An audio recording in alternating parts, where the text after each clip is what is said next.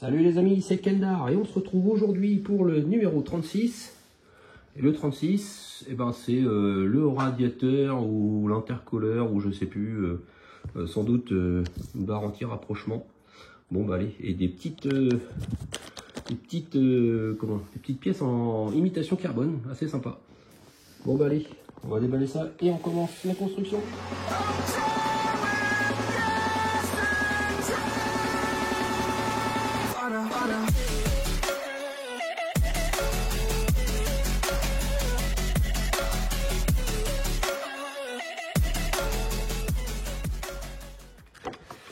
Allez, c'est parti.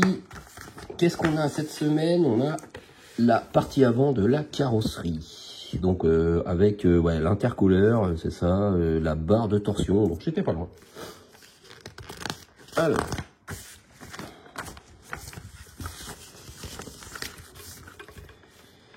Récupérer la partie avant de la carrosserie du numéro précédent.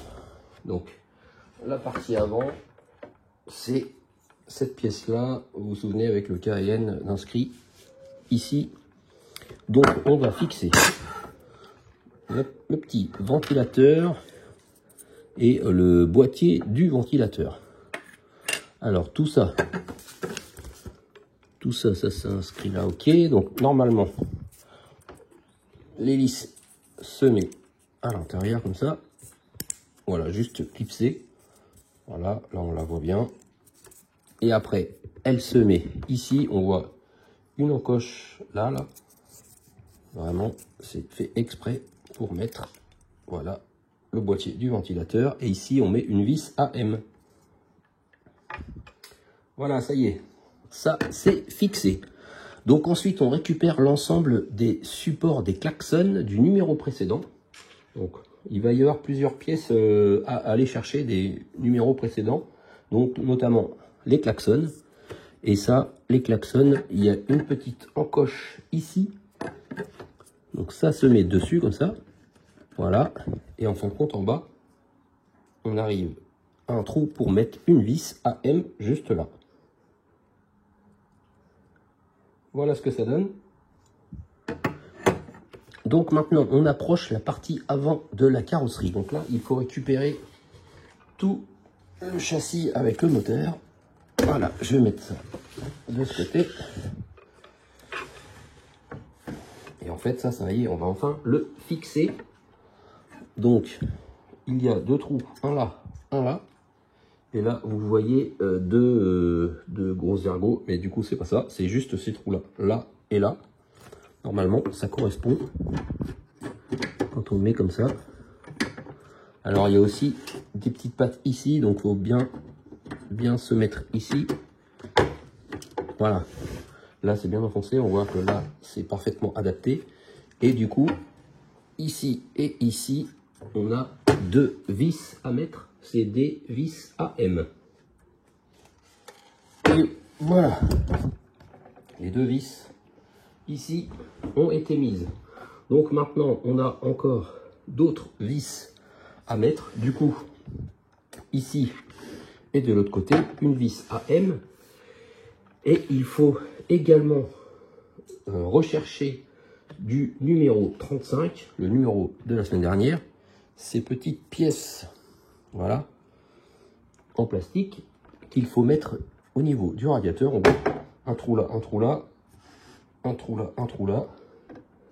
Et là, du coup, il y a un côté plus haut que l'autre, d'accord? Donc le côté rond là, ça se met côté radiateur. Donc, on met ça dedans. Voilà. La durite qui est là, j'arrive pas à savoir s'il fallait la fixer avant. Parce que moi, quand je regarde les photos, forcément, elle est fixée. Elle est fixée sur le côté. Comment ça se fait que moi, elle n'est pas fixée? Ça se trouve, il fallait la fixer et j'ai oublié de le faire. Parce que c'est une durite qui va par là. Ouais, c'est bizarre, je la vois pas. Ouais, bon, bah, je vais mettre ça. Apparemment, en plus, la durite passe en dessous. coup, il faut que j'arrive maintenant à l'enlever. La petite pince à épiler. Où est-ce que je l'ai? Je ne sais pas. Alors, je vais enlever ça. Si j'y arrive, parce que voilà, ça vient. Tac. Donc voilà.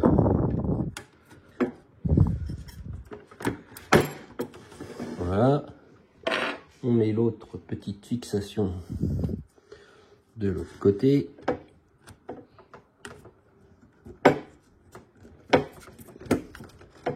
Voilà. Et il ne reste plus qu'à mettre les deux vis AM de chaque côté. Voilà, ça c'est fait. Donc maintenant, on observe bien l'orientation des pièces sur l'image, car il faut monter l'intercouleur. Donc on aligne l'intercouleur 2 avec les deux montants de vis sur la partie avant de la carrosserie et on le fixe à l'aide de deux vis AM. Donc il y a deux morceaux de l'intercouleur. Il y a d'abord l'intérieur en fait, on va dire, qu'on doit mettre de ce sens apparemment. Oui. Je sais pas si ça va se voir un tout petit peu quoi. Ok. Donc on voit qu'il y a deux trous ici. Donc je suppose que c'est vers le bas. Par rapport à la photo, c'est ça, oui. Donc plus en bas, on le met comme ceci et on met deux vis AM là et là. Voilà, une fois que ça c'est fait, que les deux vis sont mises, on prend un intercolleur et on le clipse parce qu'il y a des petits trous et ça rentre à l'intérieur. Au niveau du sens, je regarde s'il y a un sens. Bon, pas spécialement. Il y a un côté vers le haut, je dirais que ça c'est plus vers le bas, donc je le mets comme ça. Et normalement ça doit se clipser. Voilà. Hop. Ça c'est bon. Donc maintenant il faut récupérer une pièce du numéro 20. Et oui, une toute petite pièce comme ça. Pourquoi qu'ils nous l'ont donné au numéro 20? Pourquoi qu'ils ne nous l'ont pas donné sur ce numéro? Ça c'est toujours ce que je me demande. Et il faut le fixer à l'intérieur du boîtier du filtre à air. Donc le boîtier du filtre à air, on l'a eu avec ce numéro. Alors je regarde, voilà, c'est comme ça. En fait, il y a un petit picot ici qui a une forme spécifique. Et là, justement, à l'intérieur également. Donc on ne peut pas le mettre dans le mauvais sens. Du coup, voilà, on est obligé de le mettre comme ça, voilà. On le met comme ça, vous voyez, où il n'est pas tout à fait droit, mais c'est normal, de toute façon, on ne peut pas le tourner du fait de sa forme. Donc maintenant, on place la partie inférieure du boîtier du filtre à air que l'on vient de mettre sur les deux montants de vis du passage de roue avant gauche et on les fixe à l'aide de deux vis AM. Notez que l'extrémité du conduit d'admission d'air correspond à l'orifice circulaire de la partie inférieure du boîtier du filtre à air. Ok. Ici, on a la durite du filtre à air. Donc le trou qui va là, ça vraiment, ça correspond à l'intérieur du boîtier. Donc après, il suffit juste de le mettre dans le bon sens. Donc j'essaye de regarder. J'ai l'impression que c'est comme ça, voilà. C'est exactement comme ça. Donc il faut essayer de bien mettre la durite. J'ai ça qui me gêne un peu. Voilà, ça c'est bon. Hop. Et après, à l'intérieur, on a deux trous, on met deux vis AM ici. Et voilà, ça y est. Les deux vis sont mises. Donc ça, c'est bon. Donc on place la partie inférieure du conduit d'admission sur la partie supérieure du conduit d'admission. On fixe les deux parties à l'aide de deux vis AP. Donc on prend, c'est une pièce qui sont imitation carbone, on va dire. Et on a une autre pièce également imitation carbone. Donc il y en a une qui va, voilà, il y a une forme spéciale. Si je la mets comme ça par contre, ah oui d'accord, c'est comme ça, bah oui. Après on a l'impression que la pièce est toute en carbone. Et du coup on a deux vis AP à mettre, une là et une là. Voilà, ça y est, les deux vis sont mises et maintenant on va pouvoir l'aligner avec les orifices indiqués sur la partie avant de la carrosserie et la partie inférieure du boîtier du filtre à air. Donc on voit qu'il y a deux picots, d'accord. Et en fait, il y a deux trous ici et après ça s'aligne. Ça s'aligne avec la boîtier du filtre à air, je sais pas pourquoi.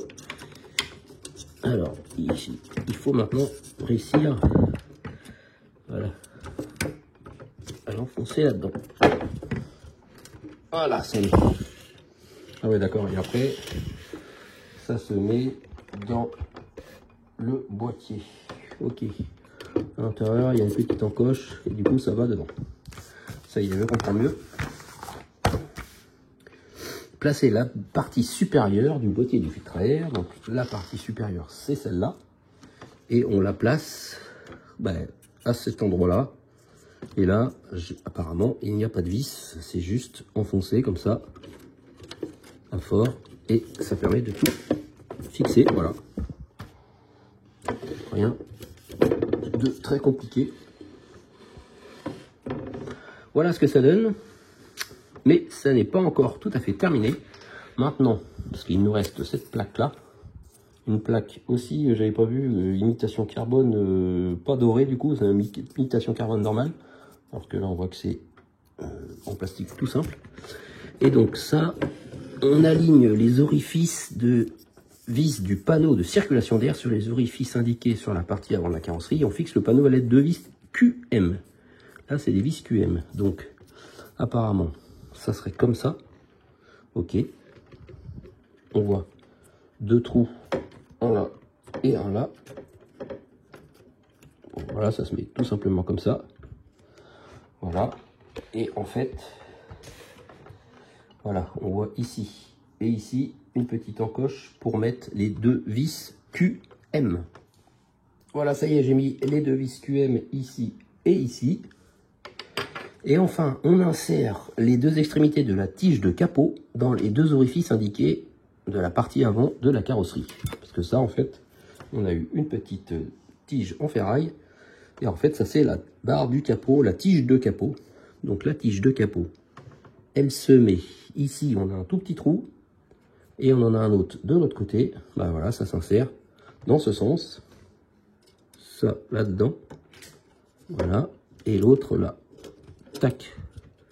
Et en fait, après, elle repose sur la partie que l'on vient de fixer. Donc du coup, je pense que quand on va vouloir ouvrir le capot, il faudra qu'on tire ça.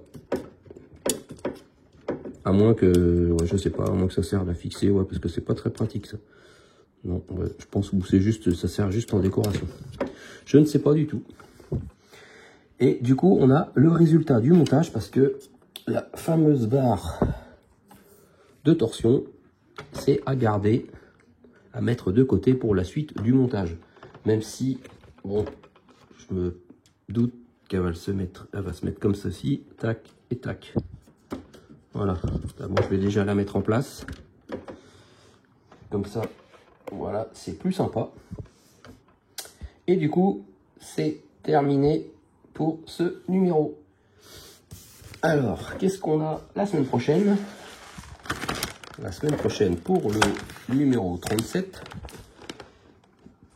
eh ben, c'est des pièces, je sais pas. Je sais pas. Bon, en tout cas, je vois qu'il y a des durites. Bon, on verra bien où ça nous emmène. Eh bien, merci les amis de m'avoir suivi pour ce numéro 36. Le moteur commence vraiment à rendre bien et j'ai surtout hâte, c'est de mettre le pare-choc. Voilà, on commence à avoir la voiture définitive. Bon, ben merci de m'avoir suivi et on se retrouve la semaine prochaine pour le numéro 37. Allez, salut, salut!